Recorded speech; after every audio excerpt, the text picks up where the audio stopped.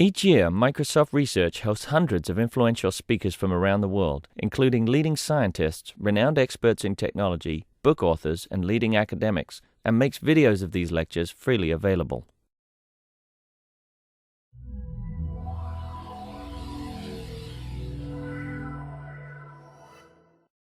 Start the talk. I'm very happy to have a visitor from MIT, Drew.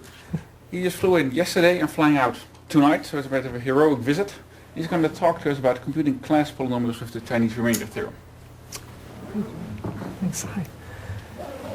So to set the stage for this talk, I'd just like to take you back to the Algorithmic Number Theory Symposium that took place this past May in Banff. Some of you I know were there. The Selfridge Prize for the conference was awarded to a paper by Belding-Broker-Enge-Lauter, which tells the story of three algorithms, all for computing Hilbert class polynomials. The first of the three, the complex analytic method, is the oldest, it's the most well-known and the most widely used. It's sort of the reigning champion. The second is a p-adic algorithm, which is actually very nicely described by Reinier Broeker in the most recent issue of Mathematics of Computation. Now the third algorithm is a bit of a mongrel. The idea of using the Chinese Remainder Theorem for computing Hilbert class polynomials has been kicking around for quite a while, but until very recently it wasn't obvious that this could be made practical. The surprising result that was presented at the conference is that, heuristically anyway, all three of these algorithms appear to have the same asymptotic complexity, something like roughly quasi-linear in D, the discriminant. This is surprising mostly because prior to this paper, the CRT method was known to have complexity something like O of D to the 3/2. So most of the paper and most of Reinier's talk was focused on ways to improve the CRT method. Now, if you're like me, and you've got sort of a soft spot for algorithms, you can't help but root for the underdog. And as the talk went on and Reinier talked about all the neat ideas they'd come up with for improving the CRT method, I got more and more excited. And I couldn't wait for the end of the talk when I knew the climactic showdown would come between the underdog and the reigning champion. Come on in.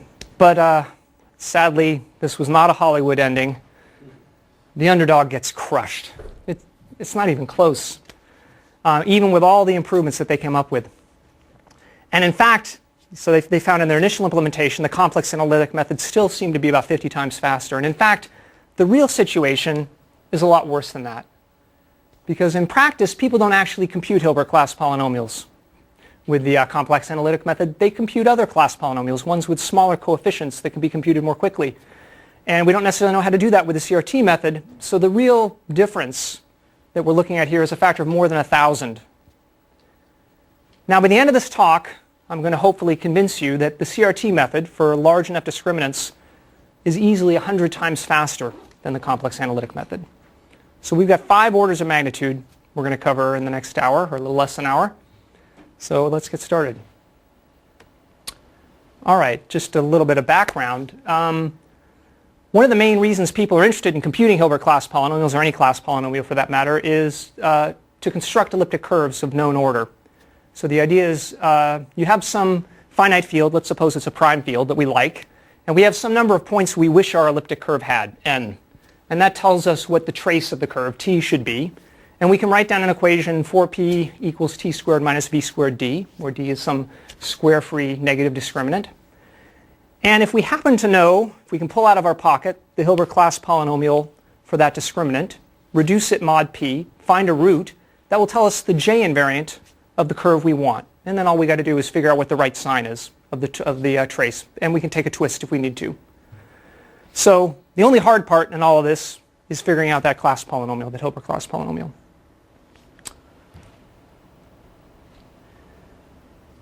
Now we can define the Hilbert class polynomial in terms of elliptic curves. If we imagine we start with the discriminant d, that uniquely determines some imaginary quadratic order, which we can think of as just a lattice of points in the complex plane. We can take a quotient of the plane with that lattice. We're going to get a torus, some elliptic curve.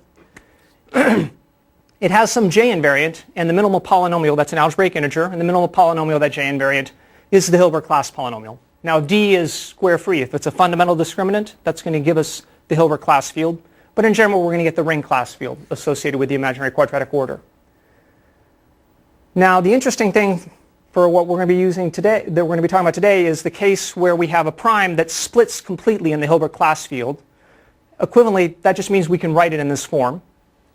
Then the Hilbert class polynomial is going to split completely mod p into linear factors, and its roots are just going to be a list of all the J invariants of elliptic curves whose endomorphism ring is isomorphic to this quadratic order O sub d. And so I'll just indicate that by saying O sub e is equal to O sub d. Now in principle, the CM method can be applied to construct any ordinary elliptic curve as long as the trace is non-zero.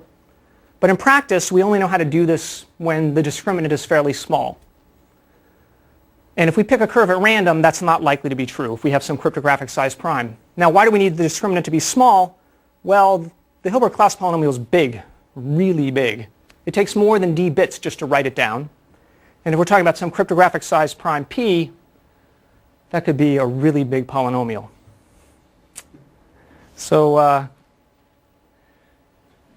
coming down to earth a little bit, here's just some examples of the estimates of the size of the Hilbert class polynomial for various discriminants. These are neither the largest nor smallest cases, just fundamental discriminants close to powers of 10. The columns H here are the class number of D, and they tell us the degree of the Hilbert class polynomial. This is a bound on the size of the coefficients. And if we take the class number times log b, we get a rough estimate within a few percent of the size of the Hilbert class polynomial. And you can see already at around 10 to the 10th, we're talking about gigabytes just to write down this polynomial, potentially more than would fit comfortably in our machine's memory. And if we want to go up to 10 to the 12th, or even say 10 to the 14th, which is where we're headed, we're going to need to deal with terabytes of data. Okay. So at this point you might ask, why on earth would you ever want to compute a polynomial that big? Well, one motivating reason for using large discriminants is pairing-based cryptography. The idea here is we have, this will work on any elliptic curve, but we take a pair of points on an elliptic curve and we look at some pairing, the Weil pairing, the Tate pairing, that's going to give us a map of the 2 points on an elliptic curve into some finite field, extension of our finite field, our base field that we're working on.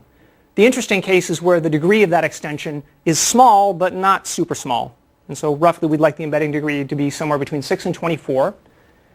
And we want to choose the embedding degree and the size of our prime so that we just balance the difficulty of the discrete logarithm problem on the elliptic curve and in our extension field. And that means we have a fairly narrow range of parameters that are useful. So say we take embedding degree 6, we should really pick our prime somewhere between 170 and 192 bits. So if we have embedding degree 10, then maybe we want a slightly larger prime. Now these are very tight constraints. There are not a lot of curves that meet these criteria. In fact, you might ask, are there any? Well, there are. There are infinitely many. But if we insist on keeping the discriminants small, they're going to be very hard to find. So this table counts the number of prime order pairing-friendly curves with embedding degree 6 or 10 and prime of the size indicated, with discriminant less than various powers of 10. So you can see if we wanted an embedding degree 10 curve that would be useful in cryptography, the first discriminant we find is bigger than 10 to the 9th. And we've only got 8 to choose from if we want it to be less than 10 to the 10th. But if we're willing to go a bit further, we can find a lot more of these curves. Another thing to keep in mind is these might not be the only constraints we want to put on our curve. There might be other criteria we'd like our curve to satisfy. And it's going to make it even harder to find these curves unless we can handle big discriminants. Okay. So the basic idea behind the CRT method is very simple. As with any Chinese remainder theorem application, we start by picking a bunch of little primes. Although here the primes aren't going to be so little. Our p sub i's here are going to be roughly the same size as our discriminant d. We're going to work entirely with primes that split completely in the Hilbert class field. So they can all be written in this form, 4p equals t squared minus v squared d. We're going to pick enough of them so that we can uniquely determine the coefficients of the Hilbert class polynomial over the integers. Then our next step is for each of our little primes to compute, figure out what the roots of the Hilbert class polynomial are, and then multiply together a bunch of linear factors to get the coefficients of the polynomial mod p, mod our little p sub I here. And then we can apply the Chinese remainder theorem to compute the Hilbert class polynomial, which is a polynomial with integer coefficients. Or alternatively, we might want to compute the Hilbert class polynomial mod some cryptographic size prime, big P. Because typically that's what we want to do in practice. We don't really care about the coefficients over the integers. The first thing we're going to do when we find out what they are is we're going to reduce mod p. And there's a way to do this directly without necessarily ever computing it over the integers. And so this idea uses the explicit Chinese remainder theorem, was suggested in a paper by Enge-Lauter and Venkatesan. Now, as originally proposed, the way we find the roots of the Hilbert class polynomial is total brute force. Just try every possibility. We run through all the J invariants in FP and see if they give us a curve with the right endomorphism ring. Remember, the roots of the Hilbert class polynomial are just a list of curves with endomorphism ring O sub d. Now, even if we knew how to compute the endomorphism ring really quickly, like say in unit time, that's still going to take too long. There's too many curves to check. Okay. The big improvement in the Ants paper was to realize that you only need to find one root of the Hilbert class polynomial. You can then find all the others using the action of the class group, which can be computed explicitly via isogenies, and I'm going to talk about how that works. And so when you apply this idea, now you only need to find one root, not all of them. The complexity is now quasi-linear in D. So it's potentially competitive with the other methods that are out there, but as I indicated at the beginning, the preliminary results are very disappointing. Okay, so we need to figure out how we're going to make it faster, but before we do that, I want to talk a little bit about the explicit Chinese remainder theorem. So if I tell you I'm thinking of a number, say that's less than a positive number, integer less than 105, and I tell you that it's 2 mod 3, 3 mod 5, and 4 mod 7, if you sat down and thought about it for a while, you could figure out what my number was. But suppose I don't want you to tell me what my number is, I just want you to tell me what it is mod 11. Can you do that any more efficiently than computing what my number is as an integer and then reducing mod 11? And it turns out there is actually a way to do that directly. This was first suggested in a paper by Montgomery and Silverman. And it uses a similar approach to the traditional Chinese remainder theorem. There are these coefficients that we can pre-compute. But then we also need to compute an approximation to a certain integer. I'm not going to go into the details of the algorithm, other than to note that depending on the parameters, it can save you a little bit of time, maybe a logarithmic factor, but it's not necessarily a whole lot better if you're just computing one coefficient c. However, in our situation, we need to apply the Chinese remainder theorem to every coefficient of the Hilbert class polynomial.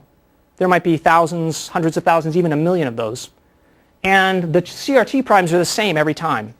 So these coefficients a sub I, m sub I, and this big M, which was the product of all of our CRT primes, those are always the same. We can pre-compute them once, and if we're careful on how we do that, we can do that in root D time and space. Then the amount of information we need to maintain as we go along, if we imagine we're just going to be told the C sub i's, these are the value of the coefficients mod P sub I, one at a time, all we have to do is maintain these sums. We can just sort of add C sub I in and be reducing mod P as we go. We also need to maintain this approximation R, but that only takes log P bits.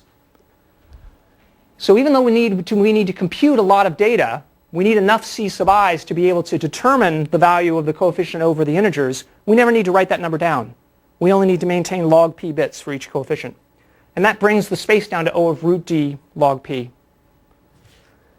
Now this is kind of exciting. I mean, when I first realized this, I mean, it seems obvious, but when I first realized this, I got pretty excited because it made me realize that you could potentially apply the Chinese remainder theorem to much larger discriminants.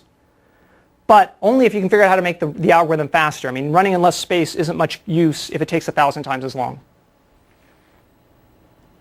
So the other two methods that you mentioned at the very beginning don't have this sort of possible advantage. Like they always take more memory. Certainly for the complex analytic, that's true, and I believe that would be true for p-adic, but Renier could answer. Yeah. Yes. Okay, so that's exciting. Yes, and I'm a big fan of the Chinese remainder theorem just as in general principle. You have an army of primes, lots of little primes nibbling away at the problem. They can do magic. This might be easier to parallelize. Like whatever you do. Absolutely, yes. Good point. We'll come back to that one. Okay, so now I'm going to go into the algorithm in a little more detail. I'm not going to belabor every step of this algorithm. I'm just going to focus on two of them where all the interesting stuff happens. But just to give you sort of a sketch of what's going on here, we imagine we're starting with some big P as our cryptographic size prime. We're trying to construct a curve over that prime field. We know what T is, the trace of that curve, because we know what order we'd like the curve to have. And that allows us to determine this discriminant D. And now we're going to find out the J invariance of every curve whose endomorphism ring is O sub D over FP. And we may only want one, but it actually takes no more work to find them all. The first thing we do in step 1 is a bunch of pre-computation. We do some stuff with the class group, we pick a bunch of primes, and we do the CRT pre-computation. Then we spend most of our time in a loop in step 2. For each of our CRT primes, our first step is to find a root of the Hilbert class polynomial, and we do that by finding an elliptic curve mod little p that has the endomorphism ring O sub d. Once we've done that, we know one root of the Hilbert class polynomial, and then we're going to use the class group, which we pre-computed. We're going to use the action of the class group on that root to compute all of the other roots, and I'm going to explain how that works. But once we're going to get h roots, where h is the class number, then we need to multiply linear factors together, update CRT sums, and keep on trucking. And then at the very end, we got a little bit of post-computation to do to get the value of the Hilbert class polynomial mod big P, and then the very last step is to find a root, and once we know one root of the Hilbert class polynomial mod big P, we can do the same thing we did here in step 2b over big P to get all the other roots very efficiently. In fact, it takes more time to find the first root than it does to find all the rest of them. Question? The main difference is instead of using isogenies, you're using the Galois action. Is that right? We're using the Galois action computed via isogenies. So we are using isogenies. Okay. Yeah. So you're using it twice though. That's the main idea. Yes, I'm using it in two different ways. I think it'll be clear in a moment. I'm going to get into both of these steps. Before you didn't have step 4 really. Or maybe you just, before meaning what was at the conference at ANTS. So, Like, how does this differ from what the algorithm at ANTS, or is this just the same? so this is the algorithm at ANTS. Okay. I'll maybe highlight some of the differences. The differences are using the explicit Chinese remainder theorem. Mm-hmm. The way we're going to represent the class group is slightly different. And there's some optimizations that we're going to make to both of these steps. And I'll talk about those. But the basic structure is the same. The explicit Chinese remainder theorem is maybe the biggest difference. Okay. So why is step 4 there? Why is step 4 there? Because we're trying to construct an elliptic curve at the end. If all you care about is knowing the polynomial, we're done at step 3. Yeah, I mean, once you have one root, why do you want to know all the others? You don't necessarily. I throw it in there simply because you get them for free. Maybe, but I mean, this gives you, well, I'll give you one reason. Let's suppose you'd like to be able to write down your curve, elliptic curve, as y squared equals x cubed minus 3x plus b. Well, you go through all of the isogenous curves, you'll have a very easy time finding one that you can put in that form. But if you just picked one, maybe it wouldn't. Okay, in terms of the complexity, every step on this page takes on the order of root d time or less. But this loop here has to be repeated roughly root d times, assuming the generalized Riemann hypothesis. So all of the action is here. All right, so the two steps I'm going to focus on are first, finding a curve with the endomorphism ring we want, and second, computing the conjugates, computing the action of the class group. So to find a curve with the right endomorphism ring, we're going to start by solving an easier problem. We're going to find a curve that has the right trace. Okay? All the curves with endomorphism ring isomorphic to O sub d have the same trace, but there may be other curves with that trace. And the simplest way to do that is just to pick a curve at random, pick a point on that curve at random, and see if that when we do a scalar multiplication by what we think the curve order should be, whether we get the identity elementer. And if we don't, we know that that's not the curve we want. If we do, we've got a little more work to do, but that extra bit of work is very small. We compute the exponent of the group, and we can easily determine the group order in O of log to the 1 plus epsilon additional steps. But our odds of finding the curve we want are pretty low. We may have to test a bunch of curves. And so this poses a problem. On average, we might expect roughly we're going to have to try 2 times root p curves before we find a curve with the particular trace we're looking for. I mean, if we suppose traces are uniformly distributed over the Hasse interval, which of course they're not, but close enough. So to speed this up, we don't want to use random curves. So the idea here is instead of picking a curve at random, we're going to use a parameterized family of curves that has certain prescribed torsion requirements baked in from the beginning. So for example, if we know we're looking for a curve whose order is divisible by 12, we can use a parameterization of curves over Q that all have 12 torsion to just enumerate a long list of curves over FP that all have order divisible by 12. That reduces the number of potential curves we need to check. To take this further, we don't want to just necessarily use parameterizations over Q. We can use the modular curve x1 of n, which parameterizes elliptic curves with a point of order n on them. We find a point on x1n over fp, and then we can use that to construct an elliptic curve over fp that has n torsion, non-trivial n torsion. Additionally, we can play some standard tricks to very quickly filter out curves that don't have the right order mod 3 and mod 4. And so you put all these things together, you can easily narrow down the search by a factor of 100. In fact, I've successfully used n up to 29 is about the largest n that I find useful, where, I mean, it takes a certain amount of time to find points on x1n. You've got to trade that off against how much time you save by narrowing the search. But in practice, you can easily get a factor of 20 or 30 here. All right.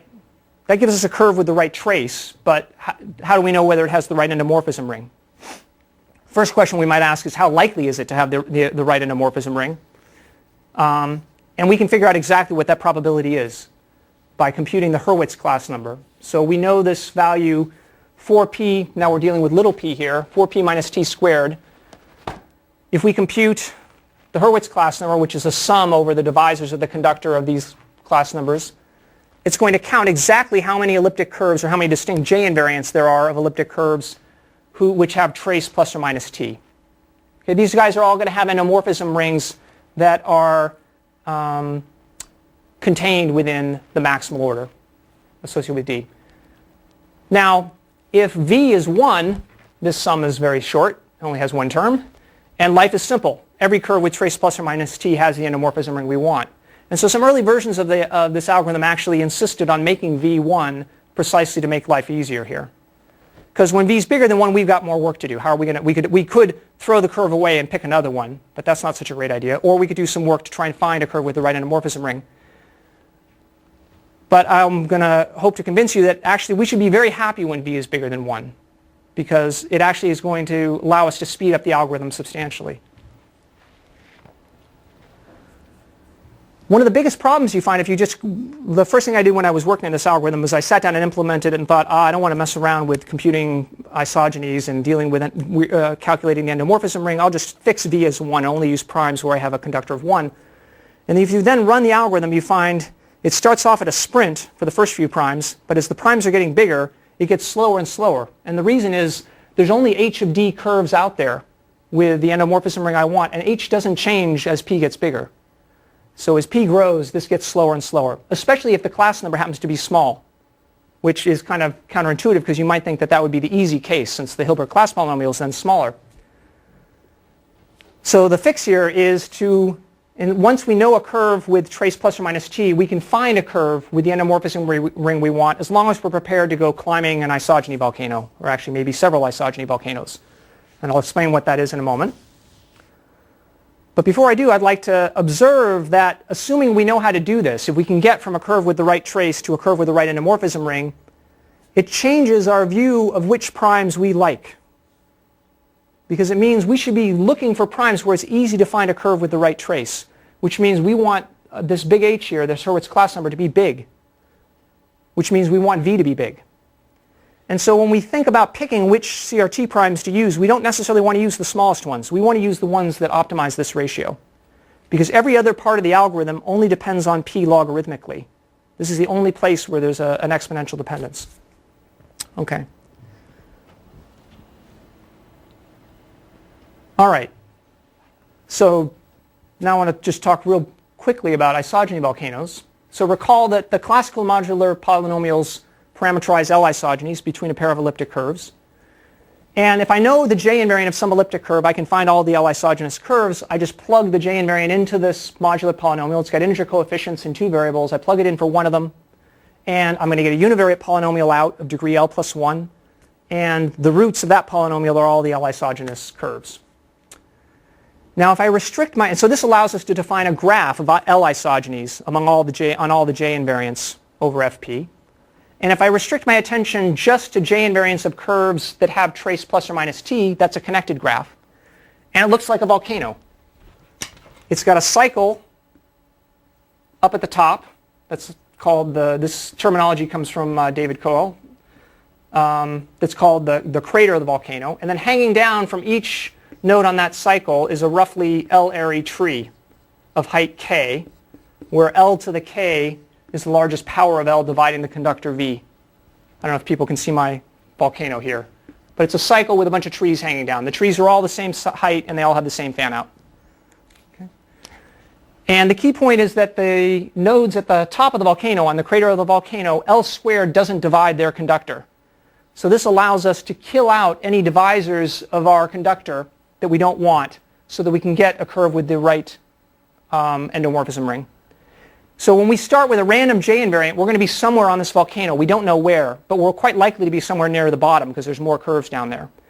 But by computing isogenies, we can figure out where we are on the volcano, mostly because we can always tell when we're at the bottom. Because those nodes only have one edge coming out of them, that means that the modular polynomial, when you plug in the J invariant, you only find one root. Whereas all the nodes above the bottom, you get L plus 1 roots. And so you can use that by walking through various paths in this graph to figure out how high you are in the volcano and how to get higher.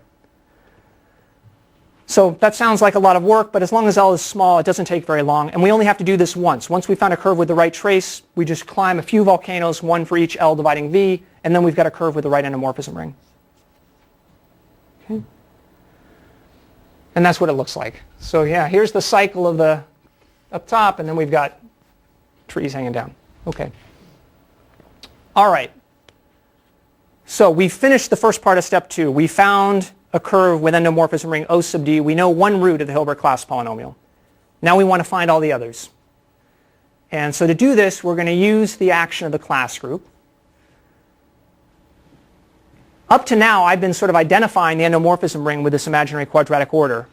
But we can take that isomorphism in the other direction. Suppose we pick an ideal in our imaginary quadratic order. That corresponds to some endomorphism.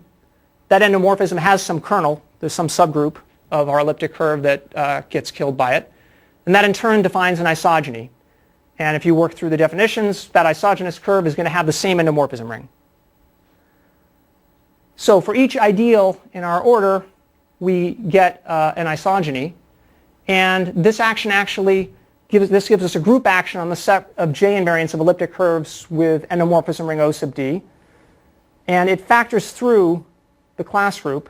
And provided P is a totally split prime, everything that I've set up here works mod P as well. It doesn't matter which ideal representative we choose for the class group. We're going to get the same E prime here. But the degree of the isogeny does depend on which representative we choose. It's going to be the norm of that ideal alpha is L. And we want L to be small. Okay, so to compute this action explicitly, let's suppose for the simplest case, our volcano's flat. It's just a cycle of with height 0. And our class group is cyclic, generated by a single element of norm L, a single ideal of norm L. To walk the isogeny cycle, we just plug our J invariant in that we know, the one root that we know, into the modular polynomial. We're going to get a univariate polynomial. It's going to have exactly 2 roots. Those 2 roots are going to correspond to the 2 directions we could walk along our cycle. We pick one of them. Okay, that gives us a new J invariant. We plug that in. We factor out the term x minus j naught, which is getting rid of the root we already know, the one we came from. And there's only going to be one root left, and it's going to tell us the next step to take. And if we go all the way around the order of whatever the order of that ideal is in the class group, we'll get all of the J invariants, all of the roots. Okay. We can even do this when L does divide the conductor V, but it's a little more difficult because we might fall off the rim of the volcano. We only are interested in these guys up on top. They're the ones with the right endomorphism ring. But if we take a wrong step, we might find ourselves down at the bottom and have to climb back up again. But as long as L is small, it's still reasonably efficient to do that. Okay. Any question? I just realized the reason I'm pausing here, this should be curves with trace T, not O sub D, equal O sub B. Sorry, any questions before I go on? Okay. All right. Now, in general, the situation is more complicated than what I just said. We don't have the ideal class group isn't necessarily cyclic. And even if it is, we don't necessarily just want to use one representative to generate it. And so we may need to walk a bunch of cycles, cycles within cycles. Okay. Now, in the Ants paper, the way they suggest to do this is to take a basis of the class group. We can then represent any element of the class group in terms of that basis. And if we put a lexicographic ordering on the exponent vectors that correspond to that representation, we can enumerate those elements using just one isogeny per step. Okay, so that sounds good.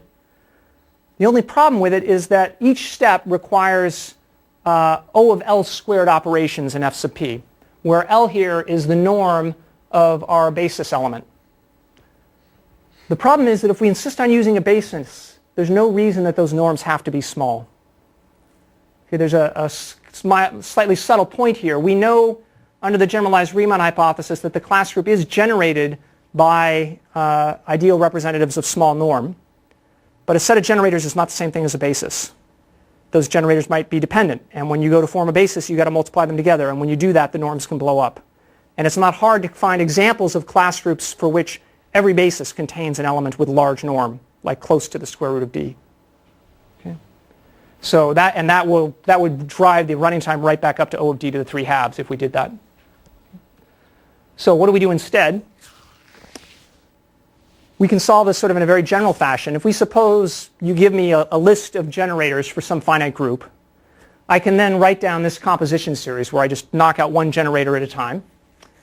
And if that composition series happens to be cyclic, which it will be if G is abelian, which is the case here, then I can define these numbers n sub I, which are just the sizes of these quotients. And each of these n sub i's is going to divide the order of the corresponding generator, and the product of the n sub i's is going to be equal to the order of the group. But n sub I might not necessarily be equal to the order of alpha sub I. It will be if it was a basis to begin with. But this still has the property that we can now uniquely represent every element in the class group, and we can enumerate all the elements, the action of all the elements in the class group using just one isogeny at a time.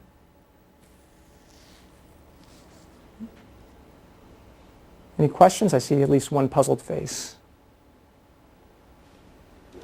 Just the trade-off between making the bound on the EI small and having it be unique. I mean, so I don't really care about all I care about is the uniqueness. I don't really care about how big these n sub i's are. So I'd be perfectly happy if there's an ideal with norm 3 that generates the entire class group, and so E sub I is equal to the order of the class group. Great, that's fine. It's just the unique representation that we need. But the key point is that this allows us to enumerate the class group using only elements that were on our original list of generators. We don't make any new create any new generators. So to put this into practice, we represent the class group explicitly as usual using binary quadratic forms. The norm here is just the value of A, and so we're going to focus on forms with prime norm. We can write down a list of all of the forms with prime norm up to whatever bound we believe the GRH takes 6 log squared d. If we don't, we can go all the way up to root d over 3. It doesn't matter. Either way, this approach will work. The nice thing about the sequence of n sub i's is they'll actually identify redundant generators because we'll get n equal to 1. And if we take what's left, we're going to get what I call the norm minimal representation of the class group. And we can compute this using a generic algorithm quite quickly, either in the order of the size of the group or even in the square root of the size of the group. The group here is of order square root of d, and we only have to do this once at the very beginning. Okay. All right. So we're doing okay on time. So how does this all shake out asymptotically? I don't want to get into any sort of rigorous analysis, but let's just do sort of a back of the envelope calculation here to see if we can figure out where we're going to be spending the most time. So just a few heuristics to have in mind. The class number, we know actually this rigorously. Asymptotically, it's about a quarter of the square root of the discriminant. And there's actually a well-known constant there that's exact. The primes that we need to use are all going to be roughly on the order of d log d. And in practice, they're never going to be bigger than 2 to the 64th, I predict. Maybe someday. But by the time they are, we'll be running on 128-bit computers. The biggest primes I've had to use so far are about 50 bits. And L, which is perhaps the most interesting case, we know under the GRH that we never need to use L bigger than O of log squared. Conjecturally, it's O of log the 1 plus epsilon. But for most discriminants, it's a lot better than that. It's more like log. And that's a bound on the largest L of all of the elements in our generating set. But we really only care about the L for the smallest one, because that's where we're going to be spending all of our time. We're going to be walking that interior cycle a lot. We're only going to be walking in the bigger cycles occasionally. So in fact, we actually expect L to be bounded by a constant for most discriminants. Because we've basically got a 50-50 chance of that each L, that D will be a quadratic residue mod L. Isn't that root in the max PI equals O of absolute value D? That's not absolute value root D? No, it's the absolute, it's D. Yeah.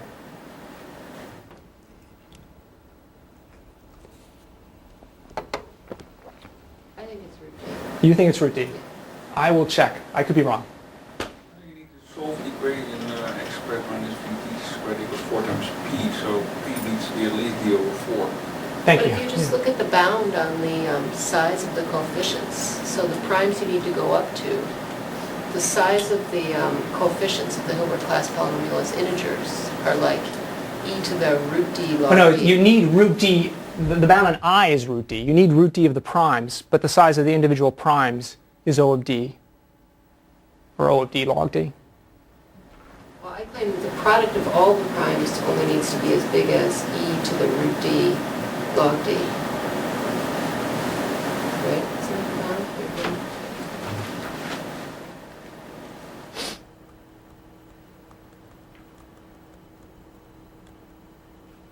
Yep.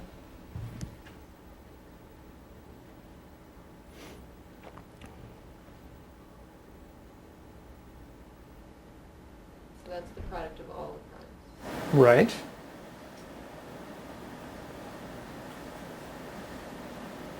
Right, so we're going to get,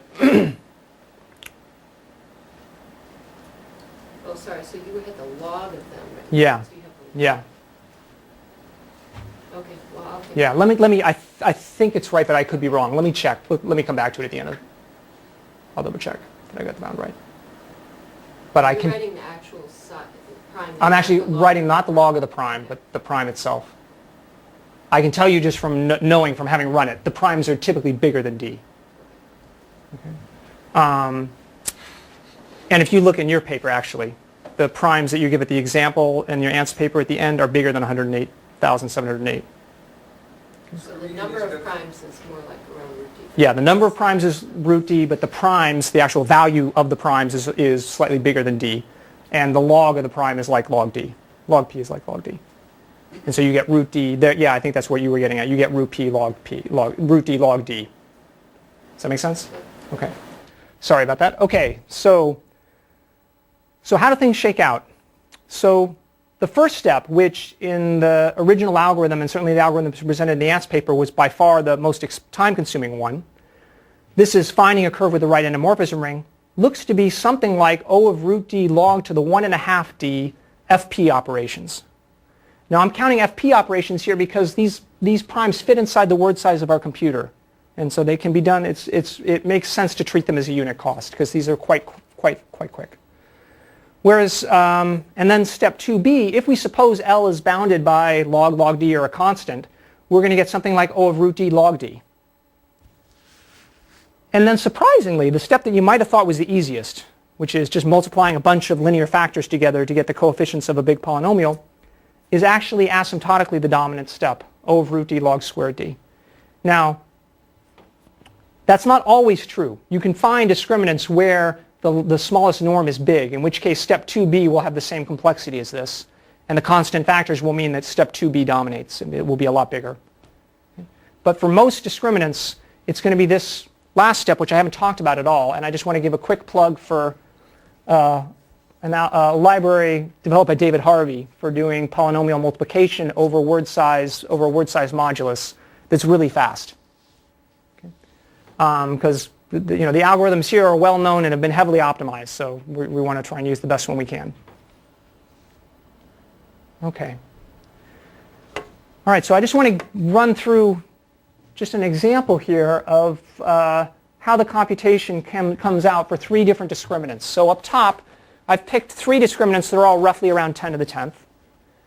And the first section, the first set of rows of the table show information about the class group. So the first number, h of d, is the class number. That's the degree of the Hilbert class polynomial. This is the number of bits. Log b is the number of bits that we need in each coefficient potentially. That's our upper bound. Okay.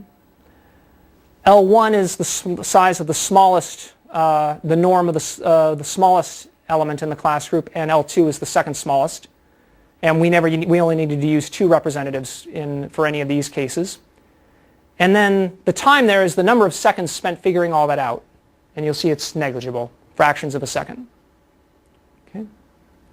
So just to give the size of the class polynomial here in the largest case would be 5 million bits times 54,000. So something like, I don't know what that works out to be, but big. Okay. N here is the number of primes we're using. And that's going to be determined both by the bound B and also the class number. And then this is how big the primes are. And you can see here we've got about a 42-bit prime. So that's just slightly bigger than 10 to the 10th. And this is the amount of time that was spent fiddling around with the primes, i.e. figuring out which primes are totally split primes and deciding which ones to use, which are the best primes. And so you can see it's just a few seconds, not a lot of time. And then we do some CRT pre-computation, and I also wrote down the post-computation time here, and that's also just a few seconds. Then we spend a good chunk of the rest of the day in step 2. And I've split up the time in step 2 into 3 parts by percentages. So the first number listed here, this says it spent 56% of these 70,000 seconds finding curves that had the right endomorphism ring over f sub little p. It spent 14% of the time enumerating the action of the class group to find the other roots. And 30% of the time it spent multiplying linear factors together to build up the class polynomial mod p.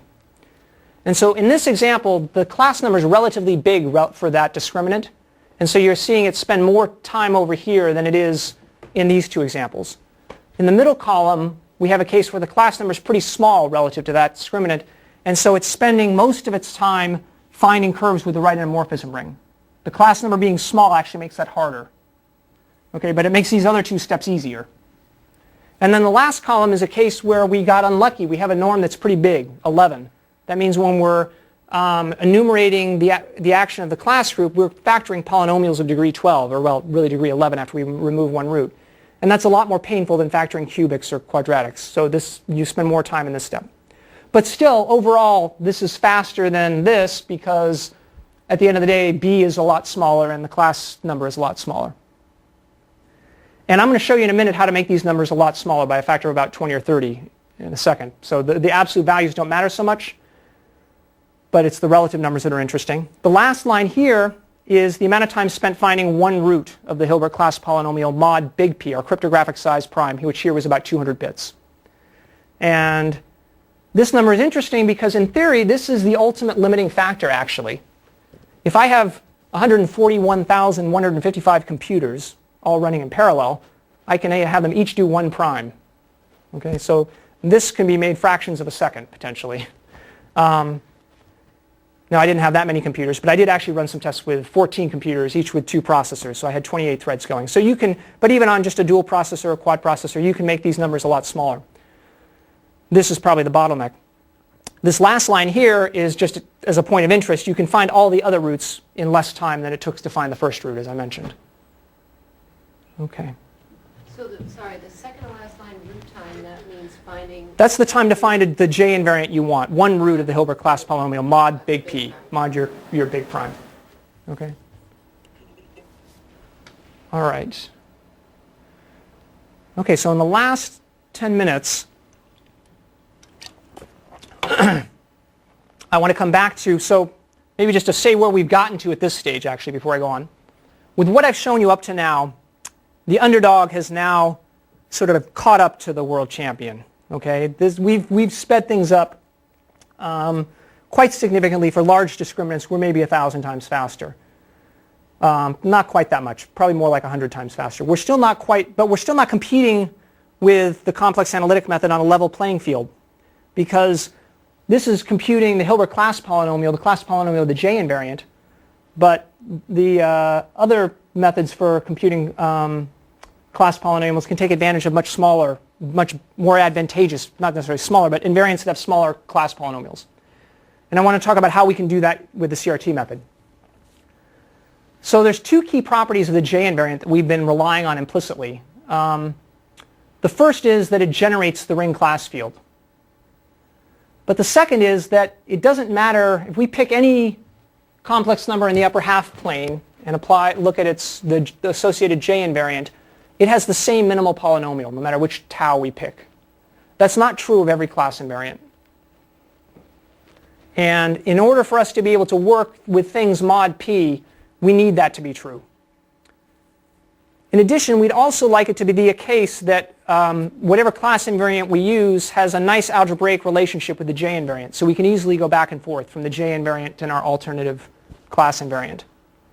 And the motivation for all of this, I mean, some of you may have heard of Weber polynomials, and there are a number of other class polynomials.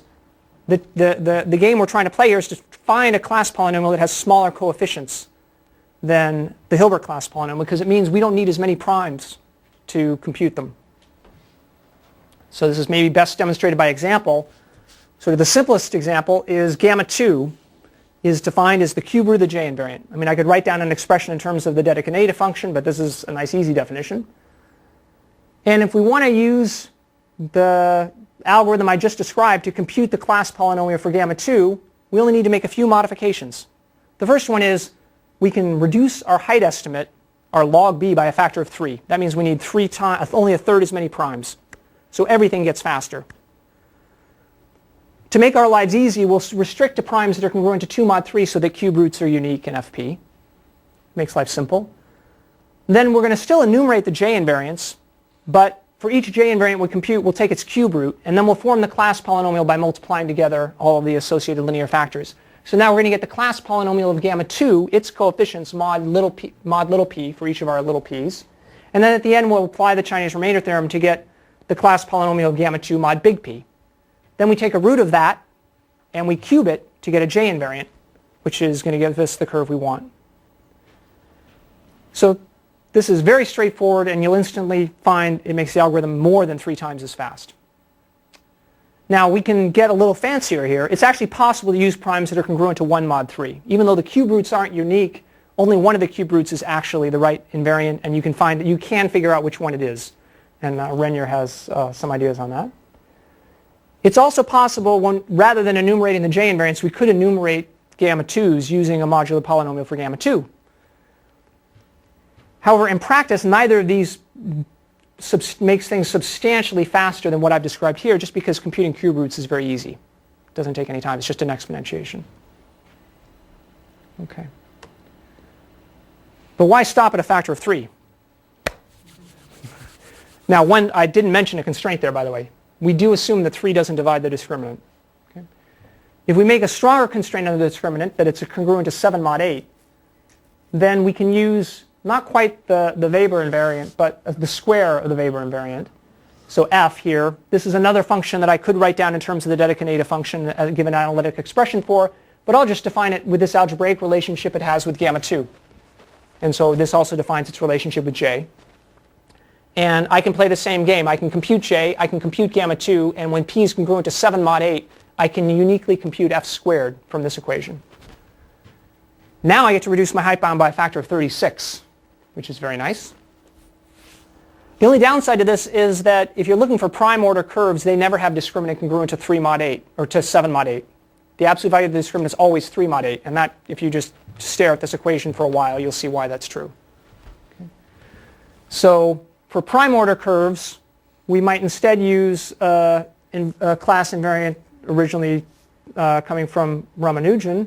And again, we need to use the square of the invariant to be able to compute it exactly. But for d congruent to the absolute value of d congruent to 11 mod 24, which is in particular 3 mod 8, we can compute g squared using this relationship. And again, we compute gamma 2 by taking a cube root, and we can uniquely determine g squared by solving that equation. And this gives us a factor of 18 improvement. Now, when we actually apply this, we find that we get a speed up of more than a factor of 3 and more than a factor of 18. And the reason for that is that not only are we using fewer primes, but we can pick the best fewer, meaning so our average time per prime is also going down. Even when you throw in the fact that I'm going to force you to use primes, say that are just 2 mod 3, that means we have to go out a little bit further, but we're still winning. Okay. So you can see the benefit here is this is the height bound, the number of bits we need to compute goes down substantially. That means the number of primes goes down. The running time then, of course, goes down as well. But what's also interesting is how the split of the running times splits up. So with the J invariant, we were spending most of our time finding curves with the right endomorphism ring. But now when we're using the Ramanujan invariant, most of that time is shifting over to the other steps. And in particular, this third step is looking like it's going to become the most expensive, which it will when we make D big enough. Third step was multiplying. Third step is just multiplying a bunch of linear factors to get a big polynomial. Building the polynomial up from its roots, building that product tree. So this is where you're presumably using ZM probably too, right? Yes. So I saw David a week ago, and he commented that he said that you had some better methods for multiplying small polynomials. Yeah, Is this so already taking advantage of that? This numbers are taking advantage of that, although not as much as I could. Yeah, so David and I have something that's really fast for low degree. He has something that's really fast for high degree, and we haven't quite figured out where we should overlap in the middle. So right now I think I'm switching over to him too soon, but that goes back and forth. He makes his code faster, I make my code faster, so that it keeps shifting. Okay. All right, but now I want to come back down to the underdogs ready to stand face to face, toe to toe with the world champion. So these times are taken from a paper by Andreas Eng, and I should mention all the stuff I've been talking about in class invariants. That is joint work with Andreas Eng. These are taken from his paper on floating point approximations, these running times. And I've converted everything to 2.4 gigahertz AMD because that's where these were run. And the complex analytic method here is using the double eta quotient. We're using the square of the Weber invariant. And you can see that across the board, the CRT method is faster. But perhaps most notably, its advantage grows. It actually has a logarithmic advantage here. And this is because the step of building the polynomial up from its roots, that's also the dominant step for the complex analytic method. But it has to do that over Z. So whereas we're doing that mod lots of little p's. So we gain a logarithmic factor. Already at 100,000, with class number 100,000 here, the complex analytic method is starting to run out of gas because this polynomial is getting too big to fit in memory. And so the constant factors are going down. But even if you step back to the earlier stages here where the class number is doubling at each row, you can see that the ratios are improving almost by doubling at each step. How level is the playing field now? So you're using f squared to gain a factor of 36. So here, the CRT method is getting a factor of 36. Here, we're only getting a factor of 28. Okay, but I would say, but the complex analytic method could use f squared also. It doesn't because there are, I guess, practical reasons. I don't know the details. That the eta quotient is actually faster. Okay, so I would call it, if I said the problem is do a CM construction using whatever method you think is the fastest, go, then this is a fair comparison. Okay. Okay. And as William suggested, another big advantage of the CRT method is how easy it is to parallelize it. And so for the larger examples that I've computed, I've been running on a small cluster of machines. And so here's one with a discriminant on the order of 10 to the 13th, class number about 700,000, took 11 hours. Scaling up to 10 to the 14th and class number over 2 million took about 4.5 days. And if I had more computers, I could make that smaller. And there's a lot of headroom here because what I find most remarkable about this is the amount of memory is still, even at 10 to the 14th, is still very small. I mean, the class polynomial mod big P, our big P here is about 256 bits, is only about 64 megabytes. Okay, so even with everything, all of the infrastructure surrounding it, we're only using 200 or 300 megabytes per thread here that's running. And the total disk storage, the total amount of stuff we ever need to write down is less than 2 gigabytes. It's 28 times 64 megabytes. Now you might say, but what about the tens of terabytes you were telling me about earlier? Well, or in this example, I think the biggest one here is, so with the Ramanujan invariant, we get it down to 4 terabytes. Okay? We're still computing 4 terabytes. There's 4 terabytes of data cycling through the memory of the machine. We just never need to save it all in one place.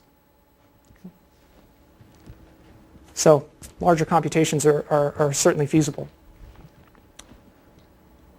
And that's where I'll end. That's all I have. What's on the last slide? Oh, is there another slide? Oh, I lied. It's not all I have. I ended earlier. Sorry. So why did I put this last slide here? Ah, yes. This was to just give you an idea of how things scale. Okay. So here I've just picked discriminants close to powers of 10. And the only thing that's perhaps really worth noticing is that modulo fluctuations in the class number, it's roughly linear, which you'd expect. But the point that I wanted to focus on is the splits. You look at how much time is spent in part C, the building the polynomial up from its roots, and it's just getting bigger and bigger and bigger. And so as you go out, that's going to be the limiting factor. And that's really all I had. Okay, sorry about that. Any questions? So Yeah. Have you changed the asymptotic complexity at all, or have you just changed the constants in the algorithm overall? You've dramatically changed the speed. Yeah, so, well, obviously the space. Yeah, Yeah. definitely changed that. But I mean, as far as the number of bit operations. So there are certainly some log-log factors. Right. Okay. On the, well, so there's two separate issues. One is there's what you can prove. Okay. I think it's possible to prove a better bound than the, I think it was a d log 7d. Yeah, it might be possible to improve that by 1, but I'm not sure. I need to think about that. Yeah, I don't know about that. Then there's the heuristic bound in their paper, which is the d log cube d. I think under pessimistic conditions, I don't improve that. I would argue that I could come up with some more pragmatic heuristics that would say that it's better than that. Part of it, I guess, depends really on how you view, word size multiplications on your computer. If you think those take log squared, bit operations, then I'm not going to get you anything. But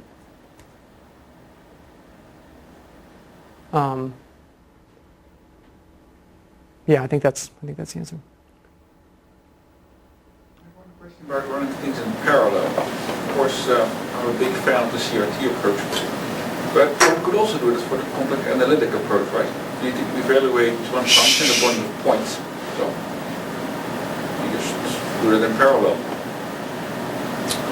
So you still got the problem of building the polynomial up at the end. That is true. And there you're going to have, I mean, it's not that you can't do it in parallel. It can be done in parallel. But the amount of effort you would have to put into engineering that is much more substantial. I mean, the last few steps of that FFT that you would need to compute to do, just think about the very last step of multiplying the last two polynomials together, which is the most time-consuming step. So you've got two polynomials of order of degree h over 2 with huge coefficients, and you've got to multiply them together. Doing that across 100 machines is not a fun project. I'm not saying it can't be done, but you'd have to think hard, whereas here, there's no thought involved. It's, okay, you do the first prime, you do the second prime. It's not hard. Not hard. Any other questions? Can you say anything about your implementation that you use to get these timings? What is it? So this is all code written in C. I use Montgomery representation for all the finite fields. I take advantage of a couple of other sort of standard tricks. So the elliptic curve implementation, I use an affine group law computed in parallel across a bunch of curves, so that I'm effectively getting 6 multiplications or 7 for a squaring, because I can do again, this is another Montgomery trick, doing the field inversions in parallel. I need to be able to handle any elliptic curve, so picking a special curve like an Edwards curve or a Montgomery curve isn't really an option in general, and even if I did, I don't believe that it would be faster than the parallel affine trick. The other big implementation detail that gives a huge constant factor is one that I used earlier in the paper that I presented at ANTS, which is specialized optimized code for factoring cubics and quartics. So those tests that helps both when L is 2 or 3 here, or when L is 3, I guess, but also for testing 3 torsion and 4 torsion. Being able to find a root of a quartic really fast is the difference between that being useful and not being useful. If you just apply a standard root finding algorithm, compute x to the p mod, whatever, it's too slow to help. But if you can solve by radicals and be clever about how you do that, it gets to be fast enough to be useful. And then I tried all sorts of clever things on building the polynomial up from its roots, and then I gave up when I saw David's code. So. Okay, that's it.